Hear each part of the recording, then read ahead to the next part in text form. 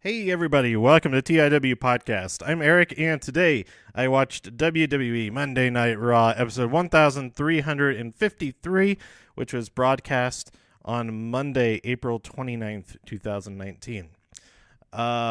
So I honestly didn't pay a lot of attention to a lot of the actual matches, like what went on. So I don't have a lot to say about particular maneuvers and stuff like that. Although there were a few moments that I did enjoy, especially in Naomi versus Bliss. But we'll get to that. That's like 2 hours into the show. I'm gonna make this a quick episode because I gotta hit the road in just a few minutes. And I wanted to knock this episode out before I get going, so that there's less to do when I get back tomorrow.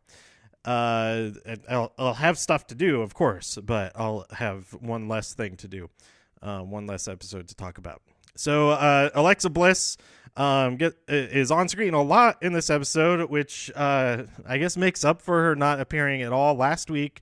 It would have been nice if she had appeared last week since I was actually there, but that's okay. We got a lot of moments of we got 2 moments of bliss and a Alexa Bliss match against Naomi. So I'm pretty happy about that as a television watcher this week. First, Bliss announces the men's Money in the Bank match participants from Raw. There will be 8 competitors in each ladder match, with 4 competitors from Raw and 4 competitors from SmackDown in each of those matches. So Raw's representatives are Braun Strowman, not any other Braun, Ricochet, Drew McIntyre, and Baron Corbin. They say kind of the same stuff. There wasn't really nothing really stood out a lot this week as far as promos and things like that. There's a lot of repetitive stuff, like people saying the exact same thing as the person that just said. The last promo, the last segment of the night was pretty good though. Braun and Ricochet fight Drew and Baron in a tag team match.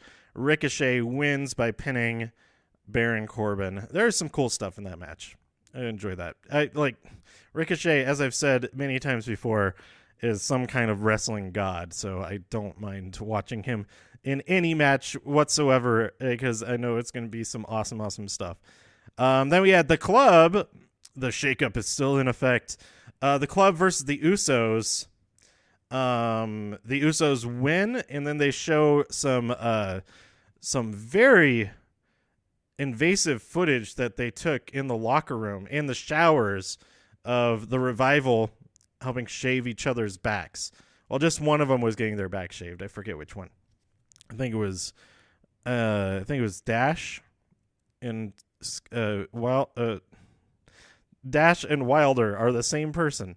Dash was getting his back shaved by Scott, I think. I don't know. It was weird. It was pretty. I thought it was pretty funny too. And their explanation of it, they come out and they're defending themselves, which is, yeah, there's nothing wrong with shaving each other's backs. If you can't reach your entire back, ask somebody else to help you. Otherwise, you have to depend on some type of weird extension wand thing, and then you're not going to get as nice of a shave.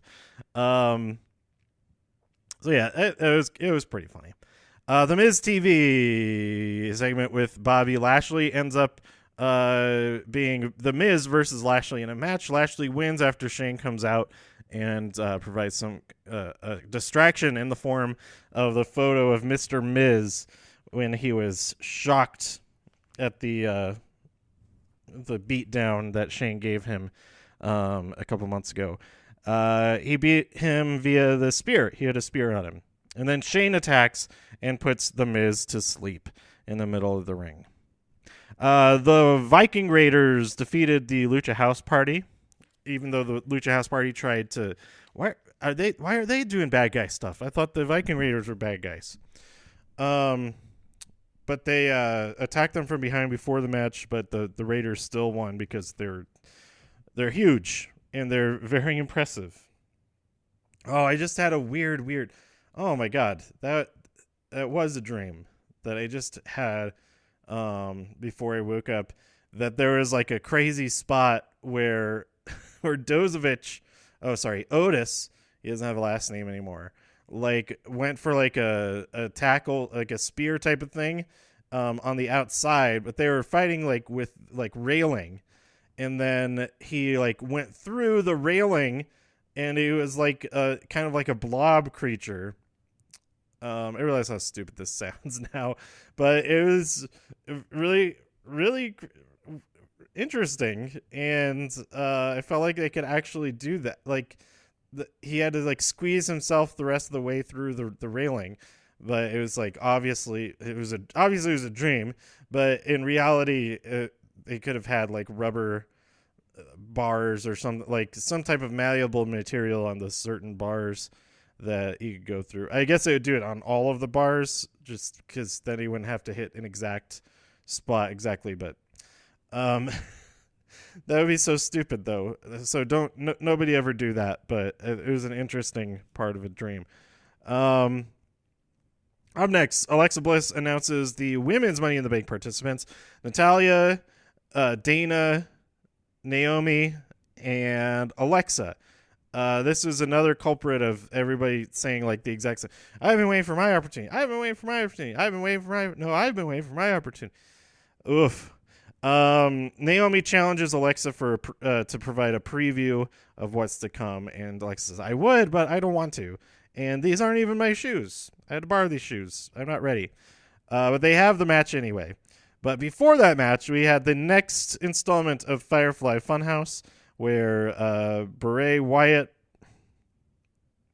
I feel bad that I didn't pick up on that. Somebody commented, Beret Wyatt, huh? That's amazing if that was on purpose. I'm sure it was on purpose. I mean, the wordplay of it is probably on purpose too.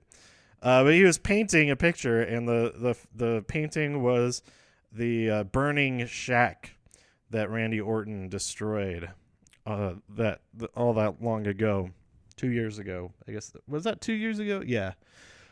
He introduces us to the Rambling Rabbit, and then Abby the Witch says some stuff and says, "Don't worry about her. She's a sociopath." And that's the word of the day, sociopath. So it was. I enjoyed it. It was pretty fun.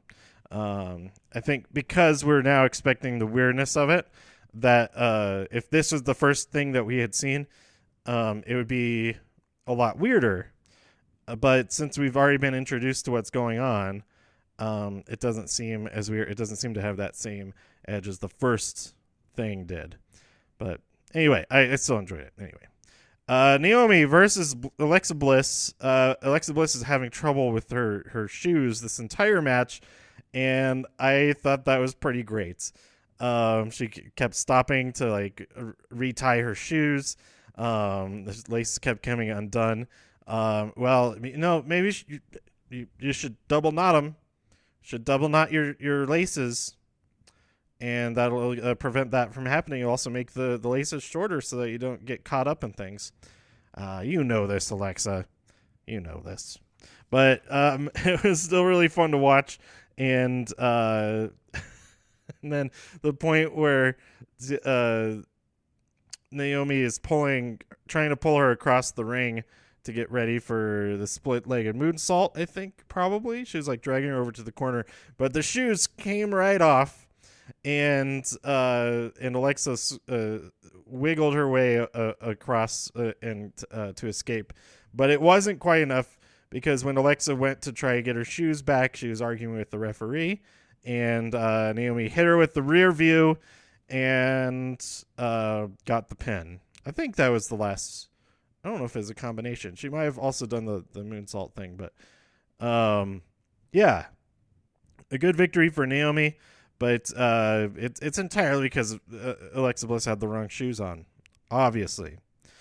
Then next, Becky says some stuff and then brawls with Lacey. All right. Zack Ryder and Kurt Hawkins defeat the Revival via roll-up, I believe it was. All right. The Miz backstage interviewed about what happened with Shane. He challenges Shane to a steel cage match at Money in the Bank. All right, that'll be good. Sammy comes out and talks about entitlement, and I guess that was all right. Rey Mysterio versus Samoa Joe. Rey wins after hitting two 619s, one to Joe's belly and one to Joe's face. And Joe is flabbergasted, as he always is when he gets defeated. He just can't believe it. You'd think he would believe it by now. It's happened so many times in the last couple of months. But the title was not on the line, so I am guessing that we'll get an actual title match out of this at Money in the Bank, perhaps. And Dominic made he was out in the arena. He made his debut on stage, and he got Rey up onto his shoulders after the match to celebrate. So that was fun. And then we have the contract signing between Seth Rollins and AJ Styles. All kinds of work. There was a little bit of the repetitive stuff. Like AJ said, well, you like to burn it down, but I'll build it back up. And then like a minute later, Seth is like, you may like to build things back up, but I like to burn it down. And it's like, yeah, he just said that the opposite way. This is redundant. This whole ending thing was like 12 minutes long. It could have been like 3 minutes. I don't know. But AJ ends up attacking Seth, and they brawl. And I think we get I think the best quote from this is that AJ says, "You will never be AJ Styles," in response to fans saying like, "Oh, Seth Rollins will be the next AJ Styles," that kind of thing. So yeah, this wasn't a particularly special episode of Raw. There are the moments that I did enjoy a lot, like I had mentioned, but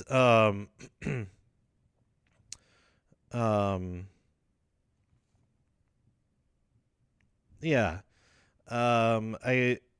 I wonder if the Hulu version might be a bit better to watch. I did watch it later because I talked about this in the last episode because I recorded it before I watched this, but I was at the Comedy Works in Denver seeing Kevin James perform stand-up comedy, and that was really, really fun.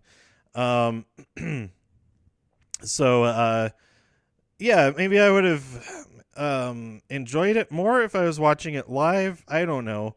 It didn't seem, from the few like tweets and comments I saw, it didn't seem like a whole lot of people enjoyed this one. But I thought there were great moments. There were great moments throughout, and I'm excited to see on SmackDown who the SmackDown participants are in the Money in the Bank ladder match.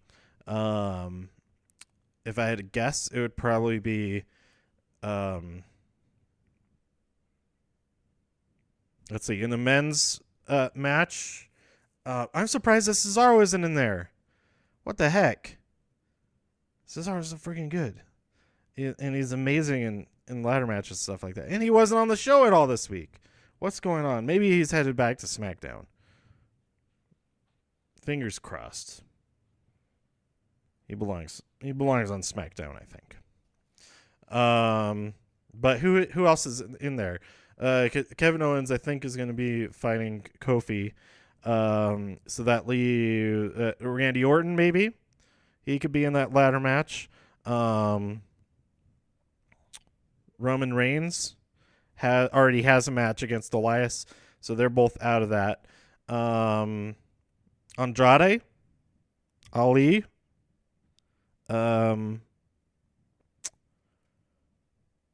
Alistair. Just those three. Just put those three in there, along with Randy Orton, and we're solid. we're solid on the SmackDown side of things. For the women, I think we're gonna have a women's tag team match, which will probably be the Iconics versus Asuka and Kairi. I hope that would be great. But so that would leave Carmella might be in there. We might get Fire and Desire, Mandy Rose and Sonya Deville. Either of them might be in there, or both of them. And I think because we already have Charlotte in the actual title match, so I think that leaves who else? The women's, there's so many in the women's division on SmackDown that like there is too many. Oh, Bayley's probably in there. Yeah, she's definitely gonna be in that ladder match. It would be cool if Bayley wins and then Charlotte loses and then Bayley cashes in and then wins the SmackDown Women's Championship at Money in the Bank. That would be pretty cool. But I same thing for but swap out the Raw people and Alexa winning. I would be pretty happy with Alexa winning again and cashing in the same night again, and that because I don't think that's ever happened before. Somebody wins Money in the Bank and cashes in successfully 2 years in a row. That might be a new record. Nobody has done before. I'm not sure. So anyway, that's it. I gotta get going here. Gotta make my flight. So let me know. I mean, I still have plenty of time, but I want to stop and get some food and stuff on the way. Airport food prices are ridiculous, aren't they? What's the deal with food prices at airports? Because you're a captive audience. You can't get food anywhere else. So you have to pay those prices if you want to get a modicum of food that you haven't brought with you. Just a modicum of food costs at least $5.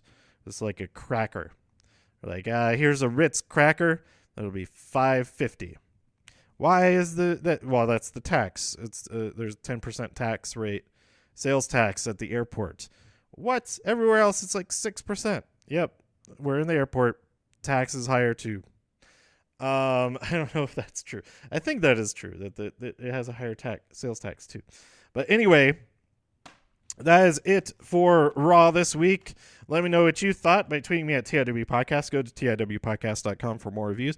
Oh, this episode ended up being a lot longer than I thought it would be. Thanks for listening to all 18 minutes of this. Listen more on Spotify, Stitcher, YouTube, iTunes, wherever you listen to podcasts. And stay safe out there, super friends. Thanks for listening. This has been TIW Podcast. Bye.